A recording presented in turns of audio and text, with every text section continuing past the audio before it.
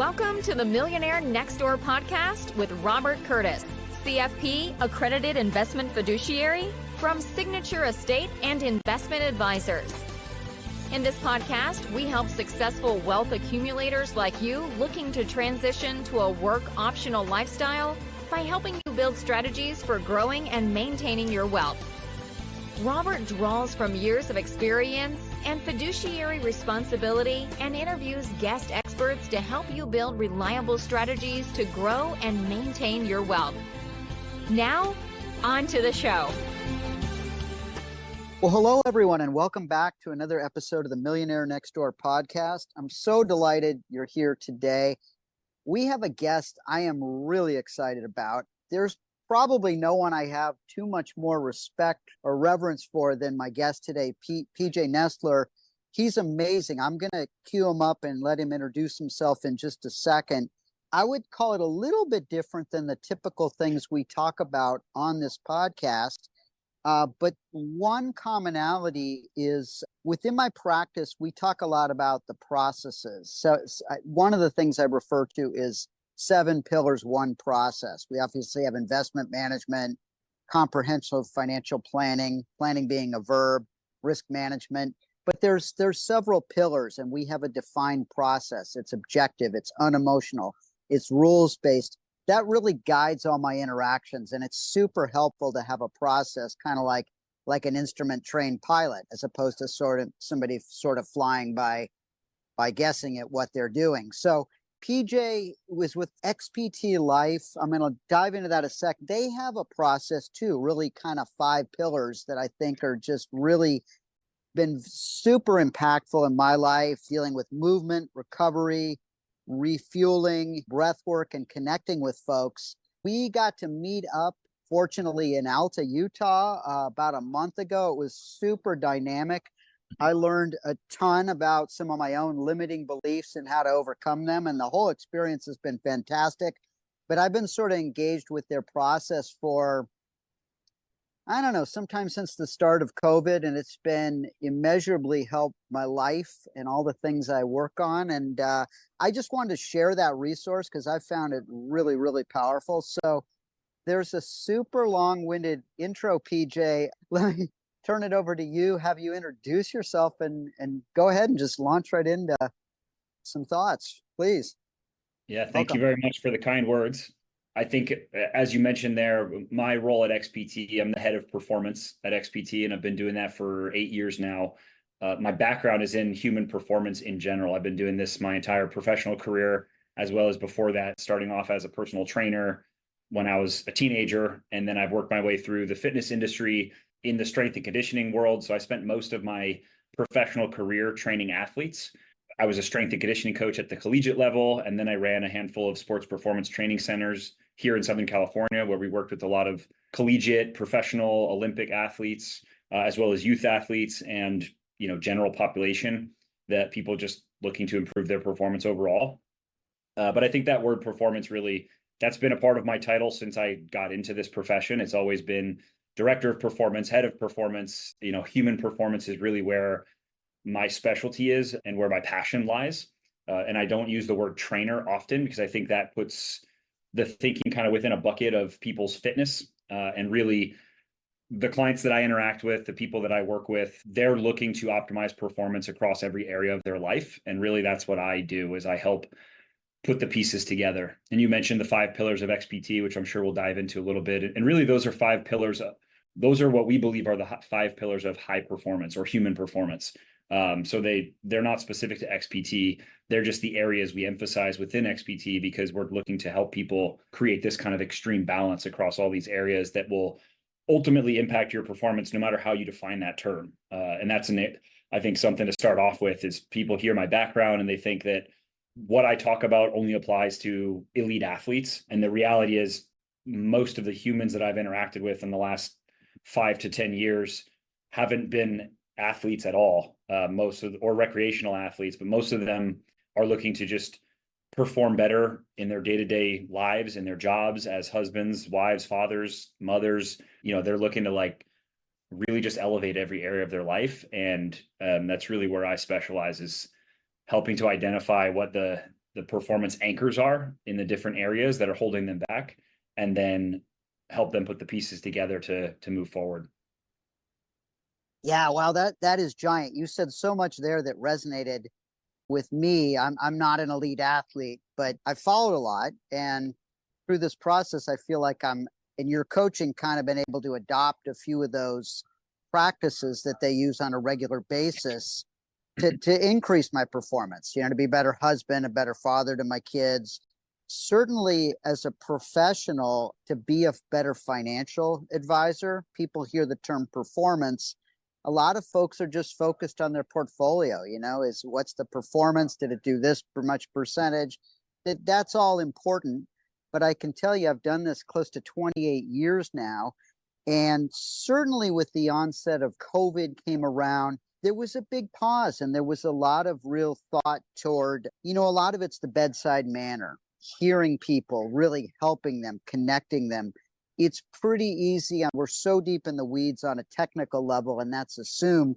But to get beyond and sort of miss that, we can now overwhelm people with professional jargon. So really connecting with them. We've seen life events, losses of loved ones, of spouses, all kinds of traumatic stuff, changes.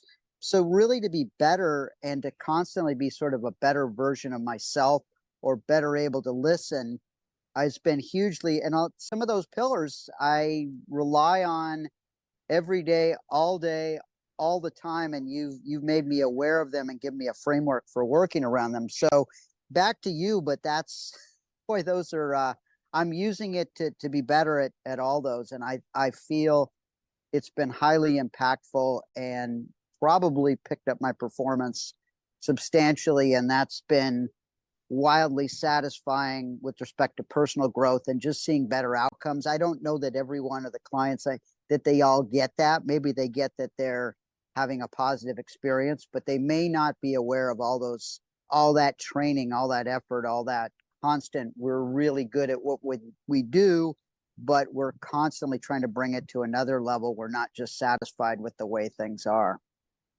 Yeah, there's a couple things you said there that I think are really important. And one, you talked about process, and you said that at the beginning is something you do a lot of, is create a process. And I think that connects with people, but for some reason, it only connects with people in their profession or in specific instance. There's so many people that we interact with at XPT that come out and they've defined their process or their priorities in a single bucket. And if you ask them what is their process in their professional, they'll give you all of the ways that they put steps together, all of the things that they do to optimize, how they are assessing if it's working, and how they're moving things forward and adapting. They've got this stuff super dialed in. And then you ask what their process is for their relationships and their relational health, their mental health, their physical health, their nutrition, their sleep, all of these other elements about being a human that allow you to do that process better. And it's like a deer in headlights. They've never even thought about it at 55 years old or however, when they come to us. And that's typically the people we interact with a lot of times. Is they're usually people who've achieved a certain level of performance in that area that they think is really important, whether it's the athlete in the physical domain or the business person in their kind of business professional domain. And then they come to us because they're like, I can't just keep redlining this one area and allowing the rest of the stuff to fall apart. So a lot of times we help them to bring that and understand that there's what gets measured gets managed, and you have to have a process in all of these areas. And the more you neglect a certain area, at some point it will become that performance anchor that limits you from the thing that you're putting all your time into anyway, whether that's your physical health or your mental health or your control of your emotional state. Those things will inhibit you, or your relationships. I have a lot of professional athletes that they check all the boxes when it comes to physical, nutrition, all that stuff, but they have terrible relationships and terrible mental health, and that stuff inhibits their performance on the court or the field or wherever they are. But then I think the second part you mentioned is we also, in our tendency to obsess on processes, disconnect the human element from a lot of things. And we think that if we have this step-by-step systematic process, this machine learning, then everything's going to work out for us. And the reality is, as you mentioned, it's not just about the X's and O's on the whiteboard in your portfolio, or in my domain, it's not about the sets and reps that you do. It's about real human interaction and behavior change. And long-term sustainable behavior change is how people actually move forward. And you mentioned the bedside manner and the way that you interact with those people as a human, and the connection you make as a human, and how much you focused on, emphasized on that versus simply the process. Because I think we tend to, as an expert in a certain area, it gets easy at some point to understand what is the tactical elements here. And when you put together a process and you go, oh, this starts to work. Like if I take a person from point A and I go through steps 1 through 12, I know that most of the time I'm going to have a 92% success rating of getting their portfolio to increase, or whatever the metric is you're looking for. And then when you run into an obstacle there, and you say, well, why is this not working? And again, if we go back to, let's use the most simple fitness element that people want to do, is I want to lose 30 pounds. I can give you the formula right now. I can tell you exactly what you need to do, what you need to eat, what you need to do from a workout perspective. And I could measure it to a T and how you could lose 30 pounds in a certain timeline that you give me. Why don't people do that? They don't do it because of the psychological elements, the emotional elements, the fact that they're emotionally attached to the way that they eat, or the person that they are, or they don't believe that they're worthy of losing that 30 pounds. There's so much psychological dynamics that go into behavior change and actually helping somebody shift into something that's going to be more positive and sustainable for them. And that's another area. My degree in college is in psychology. So I've always been really fascinated with human psychology and behavioral psychology. And I think those things have overlapped a lot in my career, because I've been fortunate that it was a passion of mine. And I recognized that a lot of my peers didn't even think about it until they were 10 years into their career, because they thought that the sets and reps that they put on a training program was what actually mattered for people. And you find out later on, like, there's a million ways to the top of that mountain. You just need to be able to adapt and use different paths for different people that you interact with. Yeah, for sure. There are a million different ways. And I just think back to the earlier parts of my career, we're getting these professional designations and all this technical stuff. And, but now that's assumed that all that when they hand you all their money and ask you to manage it. So a lot of times it's about spotting issues, maybe within their trust, or emotional issues, or things that they have that are, sometimes there's other issues, or tuning out noise. There's just so much to it. And so, with XPT and a lot of the stuff a lot of it is really try to dial me in to perform better for these people that I represent, that are paying me on a daily basis. They don't know, but right down to a morning routine. What do I do? How do I set myself up at the beginning of the day? I actually have a podcast. I think I went into quite a bit of it, and it gets a little OCD, but it's really about process. I do some breath work, some meditation, some journaling. I get up early for this, but it's to set myself up. And then I look at the emails. It's not always just responding to the first thing. There's other processes, maybe take some time in the middle of the day, or when I'm transitioning and leaving work to going home, sort of down regulating, getting ready to sort of switch those hats, sort of letting go of some of my day while we're still thinking about it. It's still being processed. But before, and my kids we're kind of empty nesting it right now, but used to feel sort of when I walk in that door, just dropping all that. So you're ready to be this father that, and that took and throughout the evening, sort of enjoying some family time, but then starting to down regulate, get ready for sleep, because that's so important to recovery, for my performance the next day, not just for me, but for them, so I can hear them, so I can do a good job. But really, that's just become essential. And I spend a lot of my times doing that, or managing my practice. There's all the technical stuff too, but it really helps on interactions with folks. And interestingly, little things like 10 or 20 seconds used to feel really stressful to me. Now I'm like, sometimes I'm like, it's like a lifetime. There's a lot you can be done if you're in the right frame of mind. And so a lot of it is sort of like, I feel like we're constantly training or preparing for a real big event. that event is not always there, but sometimes they do show up and you're ready for it. But if not, you're really ready for just normal events, or they don't phase you as much. Those are just some thoughts that popped into my head, but keep going, sir. Yeah, certainly. I think one thing you said there that stands out is you're very intentional. I think all of those different practices, all those different times you have within the day, you're intentional. You're intentional with how you spend your morning. You have a goal of what you want to do with that morning routine. And I think people hear this stuff sometimes and they get overwhelmed. And I want to tell everybody on this call or on listening to this podcast that I don't have that morning routine. I don't do any of those things that you do. I'm a guy who's teaching breathwork as a profession for 10 years, and I do not wake up and do breathwork every morning. I don't wake up and meditate every morning. I don't do any of those things, but I do have a routine and I'm intentional with the things that I do. I also don't wake up, grab my phone and start scanning emails and being reactive.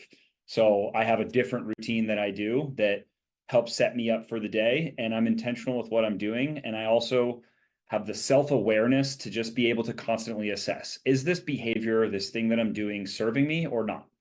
And is it helping me become the person I ultimately want to become or not? And you've mentioned that throughout your entire day, and that process is your morning routine. And then you're intentional with the way that you handle your work and your emails in the morning. And then you have a specific thing within the day, which I do too. Right before this podcast, I went and did an hour workout. I do that late morning every day, part of my routine. I do my stuff in the morning. I have specific work tasks that I'll do. And then sometime between 9:30 and 11:30 a.m. is when I break to go work out, because I work from home. So it allows me to break up my morning a little bit instead of getting my workout first thing and then having work kind of all day long. But I think that intention is something that intentionality is really, really important, and something we teach at XPT. And that starts with the self-awareness. I think most people, the vast majority of people on this planet believe that they're being guided by their own free will, but in reality, the most of their decisions are being guided by somebody else, whether it's their emotions, their emotional state, because they feel this way, they decide to do this thing, or it's very easy to manipulate those things as well. So marketing agencies and businesses and everybody else will easily manipulate what you think you feel like doing in this moment. And when you just go based on how you feel in this moment, you're misguided very often. So I think bringing that self-awareness to what's driving this behavior, what are my motivations? Why do I feel this way? That's an underlying theme with everything we do at XPT. When I joined XPT, the pillars were breathe, move, recover. And what I realized really quickly was we were talking so much about the connection to yourself and the connection to others and the understanding of yourself and how important and integral that was to everything else we taught.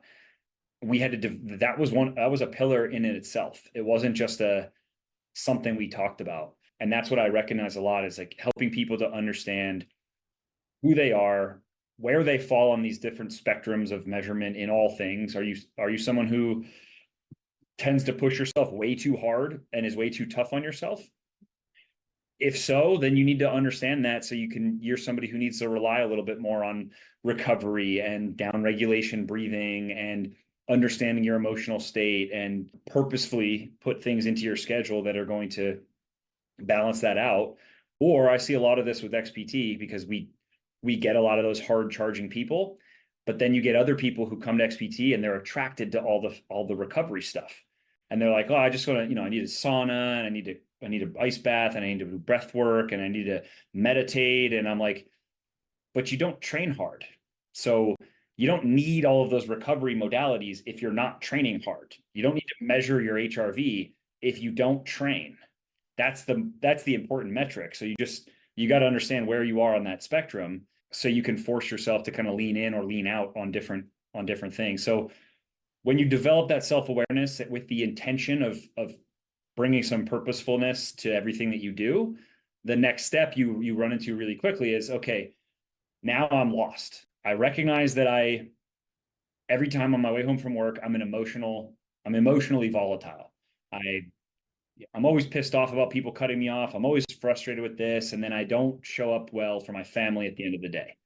So you recognize now, and now the next step is, like we talked about a lot in Utah, a lot of this is these little check engine lights that should go off for you to say, I don't have the tools to to get out of here. I'm in the self-awareness state. I recognize the problem, but I don't have the tools.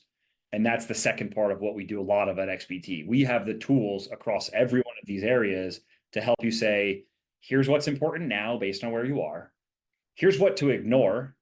And here's what we might get to in the future. But here's what the big rocks are, right? If you're looking at all these things, you're recognizing where the problem is. Well, let's focus on one area that we're going to start to move forward on. And let's think about what are the big rocks in that area. And then when we start moving those big rocks, we'll determine if we want to move big rocks in another area, or if it's better that we spend more time in this area and start moving some of the smaller rocks and start, getting a little bit deeper in that. But the first step in that is self-awareness. And the majority of people I interact with are not even at the self-awareness stage. They're just doing what this other person told them to do and what their feelings tell them to do and what this doctor told them to do. And they don't have ownership of their lives, of their outcomes. They're just guided by whatever. Usually it's emotions that are guiding a lot of their decision making, but they think that they're in control of it. Yeah, that's powerful. I see a lot of that. So some of that morning stuff, the breath work, it might just be a few minutes, but these are essential pillars that kind of keep me from being sort of at the whim of every little impulse and whatnot. So just out of interest today, I've actually been in jury duty I won't comment on any details of this, for 9 days in downtown Los Angeles. It's been a bit tedious. So believe me, I've had to readjust my practices.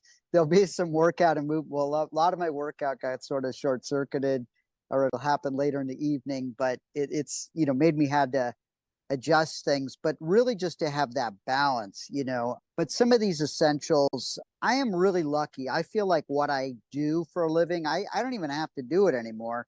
I get to do it. So I feel really blessed. So a lot of this, the recovery, or these things to keep myself, it's a lot about keeping myself energized and charged up so that I have energy to help other people for longevity, because I want to keep doing this a long time. It just gets more and more interesting, and I get better and better at it, and I'm able to help people more effectively. And then, one of the frameworks we talk a lot is, I've brought it up before, we have sort of these two concentric circles, things that matter and things we can control.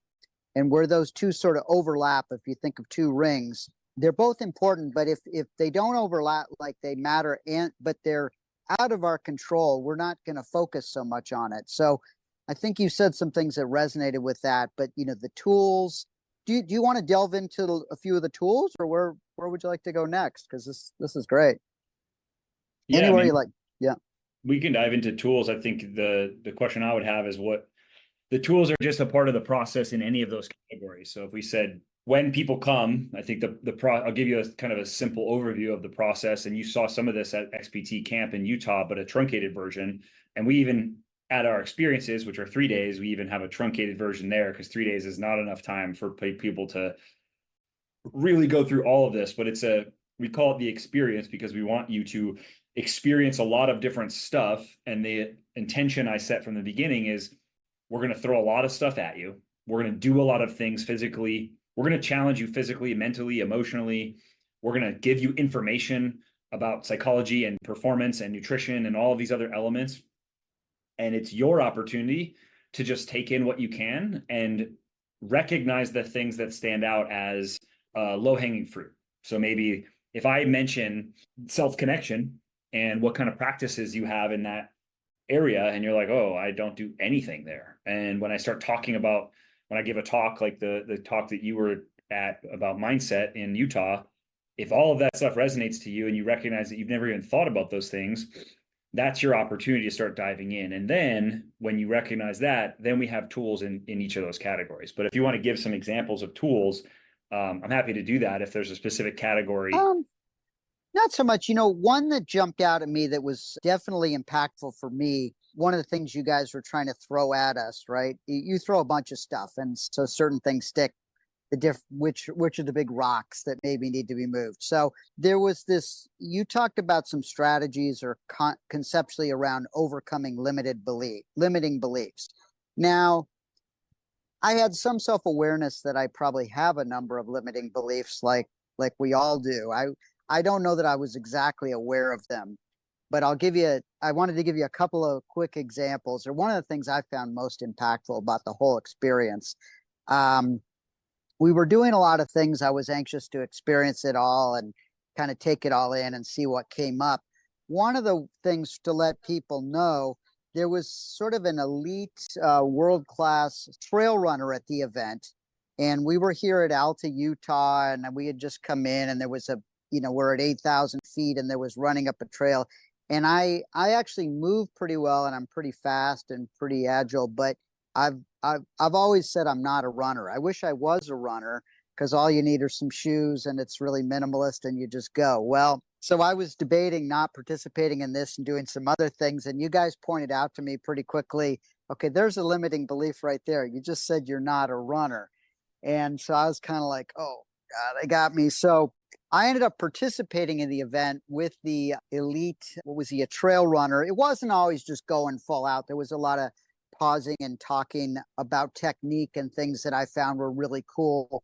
But it was getting through a limiting belief. And I literally did the run. You were there with me and got through that. And that stretched me a bit. And, but I learned a lot of cool stuff. And it was just so, it made me want to, I guess, go in the future, kind of delve deeper. Hey, what are these other limiting beliefs I have that maybe they're just up here, So that was super helpful. I mean, I'll just give you one other quick thing. I want to turn it back to you, but I had one that stuck out with a client. I remember she came on, she was referred by another advisor. We started working with her, explained sort of the concept of the Millionaire Next Door, the overnight 25, 30-year success story. We kind of resonate with folks who do that over a long period of time, but they're not all millionaires, but mostly that's kind of who we resonate with. She said, I'm not, that kind of person. That's not me. She thought of herself as, kind of nowhere near that status. And then I had this pause to think, well, I'm looking at your statements and it's definitely seven figures. So, and with your home, you are in that camp. And she was just like, oh my, this is a woman in her mid 60s. I never thought of myself that. I'm like, well, I'm just telling you, you're there. There are the numbers right there. But that whole that was a really awesome experience for me. So. Yeah, that's been something we've been really pushing a lot of, because I've noticed through that self-awareness and self-connection, people define their outcomes, and people limit their outcomes by defining their circumstances. And many times they're not aware of it. Just like you said, how many people showed up to that camp and they were not going to do any of the running stuff because they weren't a runner. That was how they defined it for themselves. And when you left that camp, you probably didn't leave it and say, wow, I'm a world-class runner. But if I said, hey, Rob, do you want to go for a little mile jog up here on this mountain? I think you'd be much more confident now to be like, yeah, I could probably do that. But in our minds, we thought, wait, this is a world-class trail runner. I don't run at all. So therefore, I'm not a runner, and I'm not going to be able to keep up with this guy. So I don't want to even go and experience this thing that I've already don't even know what it is. And to your point, you just said it wasn't that difficult. I don't do much running either. And I had the same fears. And in my mind, my limiting belief was, not only do I need to keep up, I'm an instructor at this thing. So I have to keep up, but I also have to keep everybody safe, and I have to be paying attention. So if I'm out here dying on this trail with a bunch of trail runners, there's some limiting beliefs and some fears building up in me that would have limited me from maybe wanting to go. Originally, I was actually going to go on the hike, but I was like, no, we need more instructors on this run because I want everybody else to go. Two, I just encouraged a bunch of people who said, I'm not a runner, I'm not going to go. And I said, go anyway, because you're going to enjoy it. And I want to get you past that limiting belief. So I've got to do it. And three, I didn't want to miss out, because I thought there was going to be good information for me. And I left that camp thinking, okay, I can trail run in the mountains. I'm not going to compete at world-class level, but on the last day of that event, Kyler and I went and ran all the way to the top of the summit. We went all the way up to peak. I mean, we ran for a while and we ended up climbing most of it, but it was way more vertical than we anticipated. But like, I wouldn't have done that the day before. So that's where I think we allow these thoughts to creep up in our mind, and then we define them by who we are. And that's the belief, right? We have these these limiting thoughts, these negative thoughts. And I talk about this in the discussion, that we all have that. That's how we are hardwired psychologically to keep us alive. Our brain is hardwired for the negative.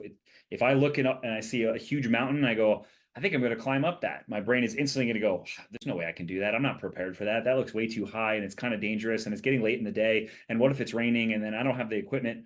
All of those thoughts are going to creep up into my head. Everybody has that, no matter how. Maybe if I'm a world-class climber, I don't have that in that context because I've already proved to myself that I have all the tools there.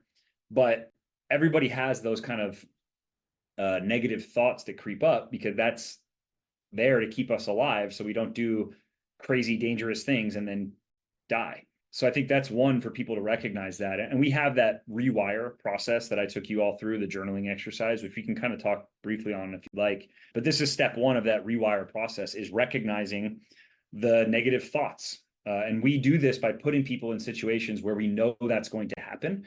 So we make you run up a hill, or we make you get in a freezing cold ice bath, or we make you do crazy stuff in a pool where you're holding your breath, because we know that those environments are going to create negative thoughts for people, failure, and it's going to give you the opportunity to come up with some of these feelings of anxiety and stress and fear and failure. And when you get those, your mind will go into your natural state of thoughts. And regardless if you care about being a runner or being good in the pool or doing ice baths, what we're trying to teach you is the same thought process, the same process that you're going through right here unconsciously is the process that you're going through in every other area of your life when you're running into obstacles. Whether you have relationship issues, whether you have business stuff that you're running into on the business front, professionally, you have the same process. So if we can understand that and we can bring some awareness to it, then the rewire process is how we start rewiring that so that it doesn't unconsciously take us into the negative, into a failure state, but it can actually start working for us. So that was the first step in that, is recognizing the negative thought. And then step two, as you mentioned, self-limiting beliefs. The thought is the thing that pops into my mind. The belief is something that underpins that thought. So if I said the thought in that context of the running would be, I don't know if I can do this. I don't know if I can keep up with that group. That's the thought that you first had. And then when you said you weren't going to go on the run, the belief was, I'm not a runner. So I'm not going to keep up with that group. I'm going to hold them back, or I'm going to fall behind. I don't think I'm going to be able to do it. The belief I have of myself, I'm not a runner. And so we kind of do that. We go through the second step in the rewire, and rewire it's an acronym for this process, but it's also the word because you're rewiring how your nervous system and your mind actually works and how these neurons fire together to make these thoughts and emotions and outcomes. But the second step is exploring the self-limiting belief that underpins those thoughts, that's creating that. So I gave this example when it comes to public speaking. Oh no, I don't think I can give that talk. I'm not going to do well. People are going to think I'm stupid. I'm going to screw it up. Well, why? Why do I think that? Because either I'm not an expert in this material, or I'm not a very good public speaker, or those are all beliefs that I hold true of myself. And if I just skip the talk, that because of the belief, I'm just going to reinforce that belief, and I'll never be able to go public speak, or never be able to go run, or never be able to go do whatever it is, because I'm just reinforcing that belief every time I make that small decision, even though to me, it feels like I'm just making a small decision in this moment, but I'm actually building evidence to reinforce that belief of myself. And these things don't live in a silo. So the more evidence I start stacking of the things that limit me, that starts to leak over into other areas. But then how we start to rewire that after we've gone through that, and this is a journaling practice that we encourage people to do, and you did it with us in Utah. We do something really challenging. We start bringing up those thoughts. We start thinking about the beliefs and writing them down. And then we start to win that internal dialogue by challenging the belief with something to the contrary.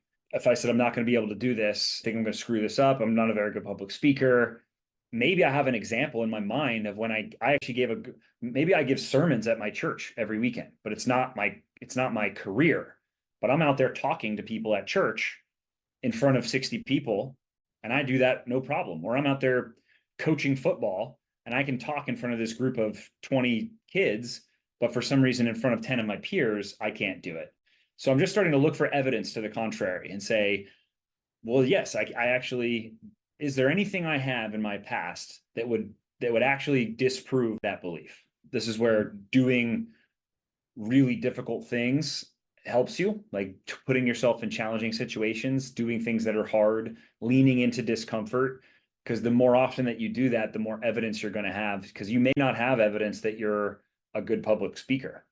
You may just have evidence that you're someone who can just figure it out. And, you've been put in circumstances before where you didn't feel confident, but you know what? You leaned into it, you pushed through, and you made it work. So maybe that's the evidence that you're going to rely on, is like, I've never even given a public speech, but hell, I've done this thing that was really hard. And I did this thing that was really hard. I did this thing that was really hard. And none of those things I felt prepared for. And I still showed up and figured it out. I'm going to figure this out.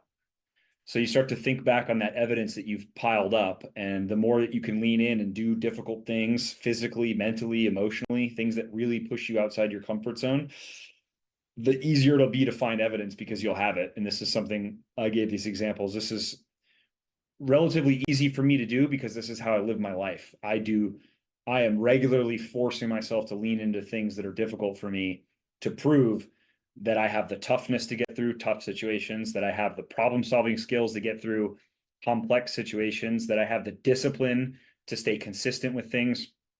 Right now, I'm doing two stupid things that are for no reason whatsoever.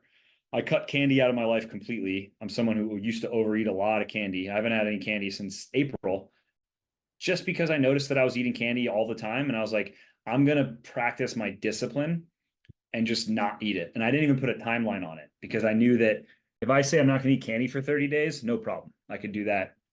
I've done that many times in the past. So I just said, I'm just not going to eat candy, because I know the difficult thing is going to go, well, where's the end point? And how long and why? And people ask me why. And I don't have a reason. I'm not looking to lose weight. I don't have any health issues. And that's, for me, is something I just know that it's building evidence for me. I also went to the dentist, and I'm sure, like everybody, you've been to the dentist and they say, how often are you flossing your teeth? And you go, I think on average, every 6 months I show up to the dentist, I probably have flossed my teeth somewhere between 3 to 6 times in the 6-month period leading up to that. It's just not something I did. And I even asked my dentist, I was like, why do you think people don't do that? Like, we brush our teeth twice a day, but most people don't floss on a regular basis. And she said, well, it's difficult, and it's annoying, and it's kind of hard to do, and it doesn't leave your mouth feeling as fresh, so it's not as rewarding. I left the dentist's office it's written on my mirror, July 22nd. And I said, I'm not most people. I'm going to floss my teeth every day until the next dentist appointment. And I've been drawing on my mirror every day that I at least floss my teeth once a day. I put little tally marks. I don't care at all about flossing my teeth. But for me, that's a practice of discipline. And also, it's proof to myself that I'm different than most people. And that's something that drives me forward. That's the evidence I can rely on in this next situation. When I'm put in a circumstance that I say, I don't know what to do here. I'm overwhelmed. I don't think I can make it. I don't think I'm ready for this. I don't think I'm prepared. I have no evidence that I can do this. But you know what? I'm built different than most people. And most people are going to get overwhelmed, get stuck. But you know what? I'm different. And I'm going to figure it out, and I'm going to push through, because I'm different than most people. So that's what I do to kind of build that evidence. So just some examples of where this can be really powerful, and these little kind of stupid things that I like to do, but they power me for the important things, like I just had my first child 6 months ago, and everybody told me how hard it's going to be, and everybody told me all this. And the first few days were really difficult. My wife had a lot of complications right after the pregnancy, and she was in a lot of pain, and it was a shit show the first day we came home for like the first week. And I just kept reminding myself, like, I'm not worried about how hard it's going to be, because everybody says it's hard, but I'm not most people, and I choose to lean into these things, and I choose to do things that are hard. So I know that if all of you people who are telling me it was difficult got through it, I'm not only going to get through it, I'm probably going to thrive. And it's going to be difficult for me. It's not like I'm just going to be this world-class everything, because I have no clue what I'm going into, but I'm confident that I can figure it out. So that's kind of that process of getting through, winning that conversation. And then the last two pieces is you start to reframe that conversation. So when we have people journaling, I just gave you those examples of when I find the evidence, then I rewrite the thought, and I start writing out how it would go if it went perfectly. What would happen if it went perfectly? How would I feel when it went perfectly? What would I do differently to make it go perfectly? And I start writing out mantras. Like what's something that I would say to myself? How would I coach myself in this difficult moment to make me feel like it's going to go differently? Or if I had a coach and they were standing next to me before I walked onto stage, what's the one thing they would say to me that would be powerful enough to make me feel like I could accomplish this? And you start kind of testing out those mantras. I just gave you one of mine. I tell myself, you're built different. And I tell myself that all the time. That's a mantra. And I even say it in the second person because that's more powerful to program your subconscious mind. It's like you're being influenced from another person instead of yourself. So I say you instead of I, but I use them interchangeably as well. But that's another tip from a psychologist. And then once you've done that, you've reframed it, you've built some mantras for yourself, then the next step, one of the most important steps, is then you've got to execute. You've got to take one step forward. You've already written out how this is going to go. If it goes perfectly, okay, start executing on one of those things. What did you do differently in that scenario when you weren't freaking out? Or start executing, start moving forward, and then you adapt and you improvise as you go. But a lot of people get stuck in that space of thinking and planning and processing and thinking and planning. We call that being in motion without moving forward. And it makes people feel like they're doing something, but they're not actually doing anything. They're not actually gaining any ground. They're just walking in circles. And that's like when people talk about what they're going to do, they make the plans and they build the spreadsheet and they buy all the clothes and they get the equipment and they watch YouTube videos on how to do it. And as many things as I can do to prepare me for the thing without actually doing the thing. So that's the last step. Is it's not going to be perfect. You go through the process and you just move. I say action cures fear. So fear is something that only really exists when the thing is in front of you. And the only way past that is through it. So you just start moving through. So anyway, that's a little long-winded there, but that's the rewire process: was recognize, explore, win the internal conversation, reframe, and then execute. That's great. That was a great refresher that I went through that in Utah. And I know a big part of your process is, or you brought up a lot for me, looking for doing uncomfortable things on a regular basis. I've learned to now look at that from a positive light as an opportunity. I mean, I deal with financial markets, all kinds of the economy. There's a lot of uncertainty. There's a lot of discomfort there. I'm always in that. Things don't always feel comfortable. And a lot of times the opportunities aren't great. If everything seems super smooth sailing, hey, it's going to be the easiest journey in the world. Well, maybe not. But boy, you just brought up so much with the process. I do have to laugh on the having the baby. By the way, your family, your son, your wife, it's just beautiful. I'll give you a fun example. You can now laugh at me for my our firstborn years ago. He's 22 right now. He was a preemie, about 6 weeks preemie. It was kind of a high stress pregnancy. But finally, we were going to take him home, and it was our first, child. And I remember, we were happy because we're going to bring him home, but there was a lot of concerns. And as we're sort of leaving the hospital and they're wheeling us out, they're like, well, okay, you guys, we're this happy couple. Here's the kid going out. And I remember just stopping the nurse and going, like, I was probably overplaying this in my head, but like, you don't understand, sir. Like, you're leaving me with this child. I have no idea what I'm doing here. I am completely, and I feel an obligation to tell you, I don't know what in the world I'm doing. And he said, you'll be fine, sir. And I'm like, and I'm thinking, mentally processing, no, I don't think you understand. I know this happens every single day, multiple times in this hospital, and you let people go, but I think I'm less prepared than anyone who's ever been in here. And I remember kind of my own mind catch going, well, I guess everybody feels that way. I don't know, but we're just going to get in this car. So we did. We we drove home. And so I just brought back that story for me. That was pretty funny in the long run. But this has been so amazing. I know we're kind of up on time, so I thought I'd kind of start to land the plane. But are there any other kind of closing thoughts? And I also want to impart to you, I would love to have you back to go further down some of this in some good time. So no pressure, but keep that in mind. And then anything else you'd kind of like to impart on us before we sort of finish up for today? I mean, I think just to wrap up the thought you were mentioning there about comfort, comfort is the antithesis of growth. And you mentioned looking at things as an opportunity to get better. And that's another huge part of people who actually, when we study things like mental toughness and grit and resilience, one of the key factors is that a growth mindset. People who have a growth mindset tend to look at that obstacle as an opportunity to improve. And that's one of the major indicators of people who have more grit, perseverance, and are able to get through.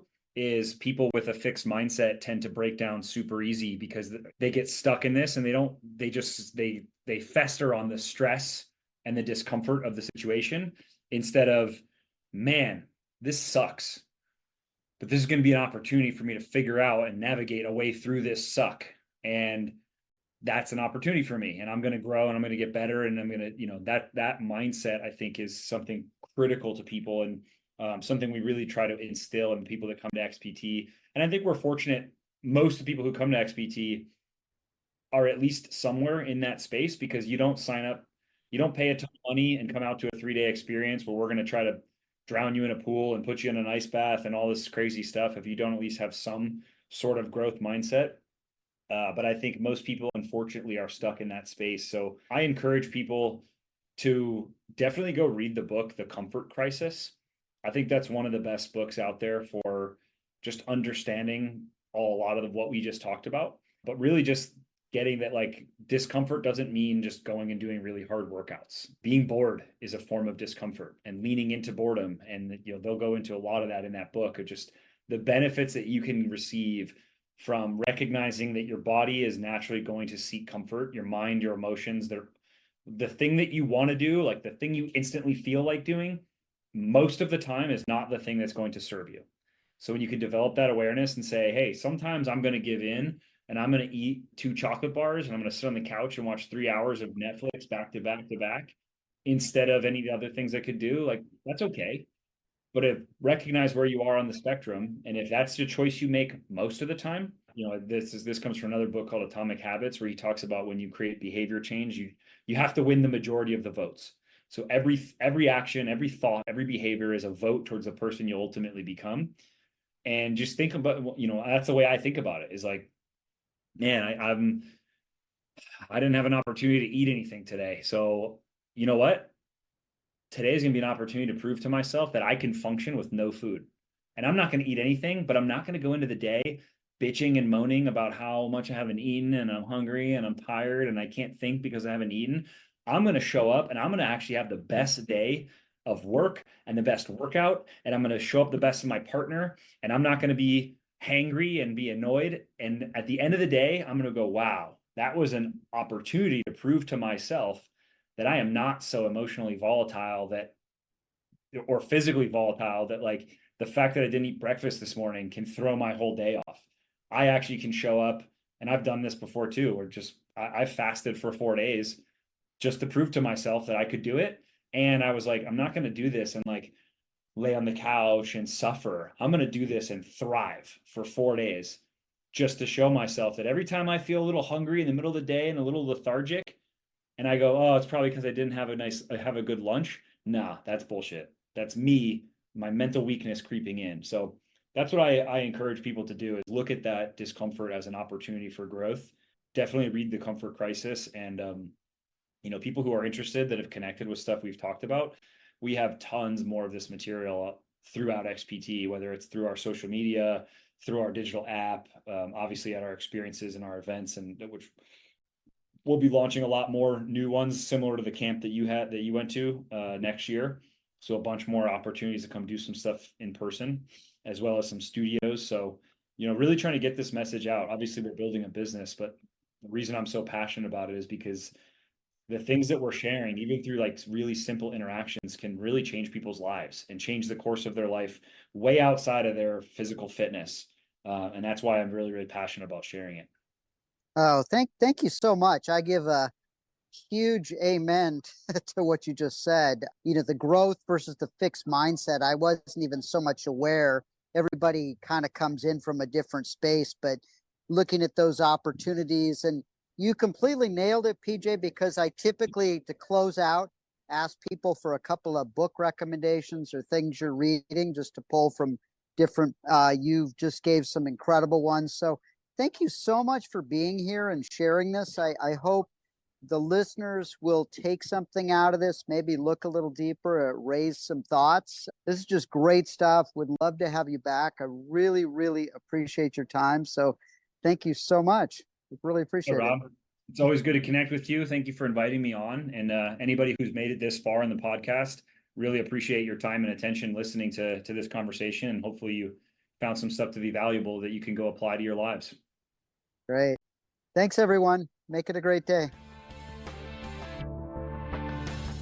Thank you for listening to the Millionaire Next Door podcast. Click the subscribe button below to be notified when new episodes become available. The information covered and posted represents the views and opinions of the guest and does not necessarily represent the views or opinions of Signature Estate and Investment Advisors. Signature Estate and Investment Advisors, LLC, SEIA, is an SEC registered investment advisor. However, such registration does not imply a certain level of skill or training, and no inference to the contrary should be made. Securities offered through Signature Estate Securities LLC, member FINRA SIPC. Investment advisory services offered through SEIA LLC, 2121 Avenue of the Stars, Suite 1600, Los Angeles, California, 90067. Telephone number 310-712-2323.